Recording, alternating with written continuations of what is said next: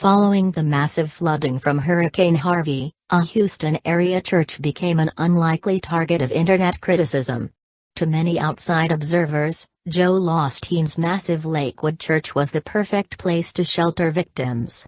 Yet, a few days after Harvey hit, Osteen had yet to open Lakewood's doors, causing a massive internet firestorm.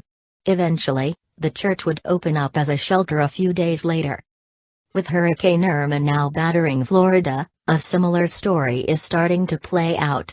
This time, caving to the internet pressure could actually put people in grave danger.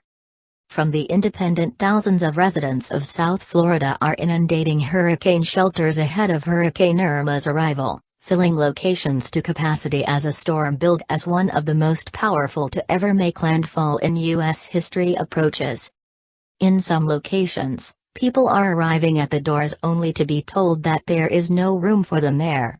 Frustrated with what has been seen as a lack of communication from local officials, and, in some cases, conflicting messages about where to go, some are asking a simple question: why hasn't Donald Trump said he will use his Mar-a-Lago resort as a place of refuge for desperate Americans?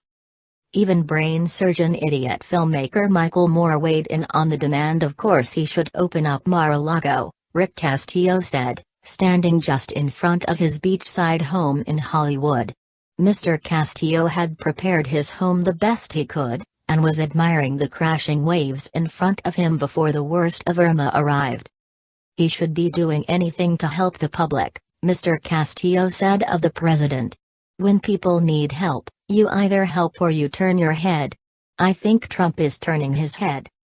However, Mar-a-Lago isn't an ideal location for shelter. In fact, it's impossible.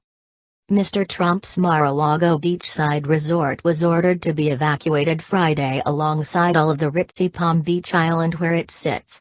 The resort is located on a low-lying strip of land that runs against the Atlantic Ocean, and is separated from the mainland by yet another body of narrow water.